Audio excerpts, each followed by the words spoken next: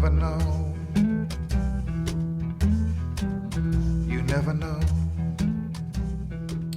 Hey folks, Dave Olney here. This name of the show is You Never Know, and in my case, I never do know. And played Saturday at Bobby's Idle Hour, and it was really fun. I mean, it was like a Dutch painting. That's how much fun it was. I mean, it's just, I don't know, it's indescribable. But there was all kinds of people there, which is, to me, that's when a gig is good. And everyone had a good time. People were getting up and dancing, and the band played good. And yeah, it was really cool. And a friend of mine, my next door neighbor actually, Lucius Dubose, who is a poet and book writer and just all around cool guy, came out, which was a thrill to me. And the reason he came out is Scott and Marianne from The Limitations, this band, they're friends with Lucius, and they got him to come out, and I'm very grateful to them for doing that. And if you get a chance to hear The Limitations, you should do it. Man, I mean, thanks to Doc for the great sound and after gig libations. And okay, so what's coming up? Valentine's Day. And what's the perfect gift for Valentine's Day? Well, a book of sonnets. Well, who's got that? You've come to the right place. Sonnets. We got them. More sonnets than you could possibly need or want. All right, this Saturday, February 6th at 9 p.m. at Douglas Corner with Peter Cooper, Tommy Womack, and Chris Gantry. And then February 18th and 19th, the Folk Alliance Festival and Live Bait Exposition in Kansas City, Missouri. February 20th and 21st in Iowa at the Depot in Shenandoah, Iowa. $2 bill Hillman hosting.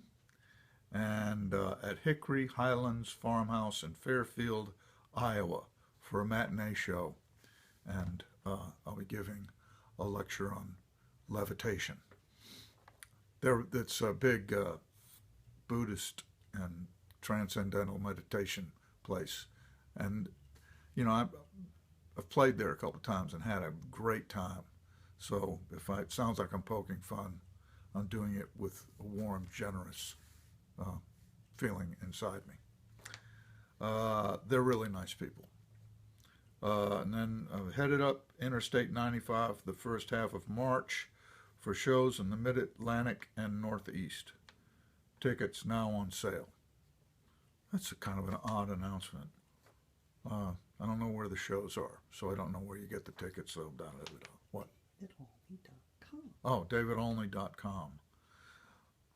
Okay, so there you go. Okay, Groundhog Day. And we're doing this the day before Groundhog Day, and there's no shadows out there, so I'm going to take it that's probably the way it'll be tomorrow. So spring is just around the corner. And what else does Groundhog Day mean? It means baseball season approacheth. And that reminds me that I went and saw the last performance of King Lear by the Nashville Shakespeare folks Sunday, and it was good again. That's the second time I've seen it. Okay, so I'm going to do this song, and it's called Yesterday's News, and I'm going to record this at some point in the near future, I hope. I can't talk about it because it's like, I might ruin the no-hitter, you know what I mean?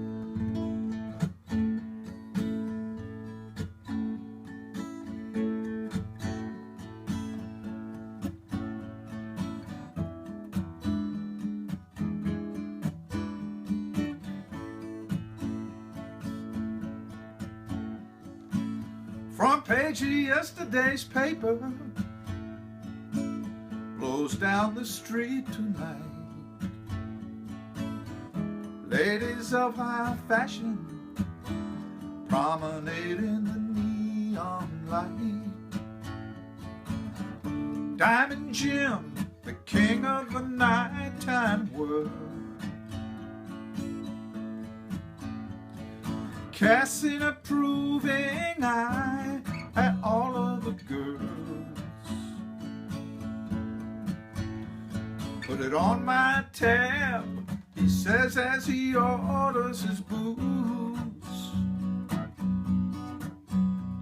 I'll pay you tomorrow when tonight's just yesterday's news.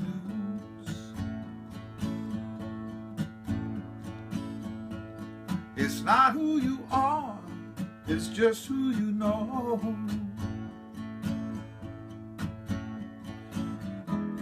It's not what you got, it's just what you show. 'Cause every fool on the street's got stories to tell. But the man at the office, he's looking for something that will sell. And he's got it all, so you got nothing to lose. Don't be wasting his time peddling yesterday's news. Fame and fortune are only a few drinks away. That's called. When they call your name, you better have something to say. If they catch you tongue-tied and staring down at your shoes,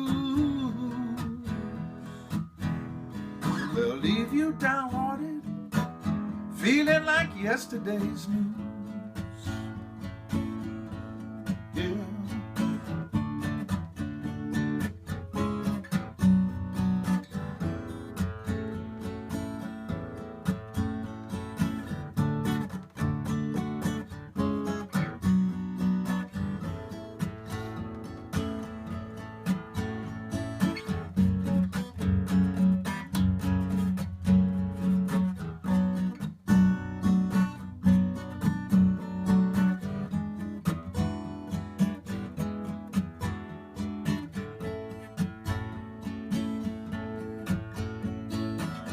Love of your life is only a few drinks away. When she call your name, you better have something to say. If she catch you tongue-tied and staring down at your shoes, she'll leave you in a moment, feeling like yesterday's news. Yes, she'll leave you downhearted, feeling like yesterday's news. Oh, yeah. Just like yesterday's news. Well, I know, just like yesterday's news.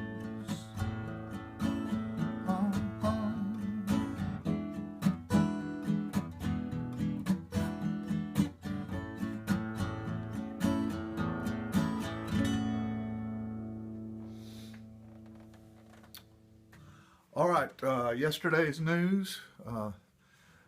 That's actually one of the first songs I made up coming to Nashville.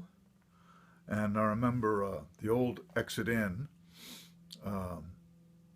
you know, they'd have people like Tom Waits and, I mean, just a weird assortment of acts that would come through. Because back then the economic situation was such that these sort of in-between acts, people that were really good but hadn't gotten real famous yet, they could play these small clubs, 300-seat places, and it was great. And you know, that was the place to go. I'd go down to Bishop's Pub, play and pass the hat, make it like $10 or something. Just head straight up to the exit in, spend it all immediately. You could sit at the bar and you could hear what was going on inside. And there were, you know, sort of music business movers and groovers with their really sharp-looking girlfriends and stuff. And it was you know, an exciting time.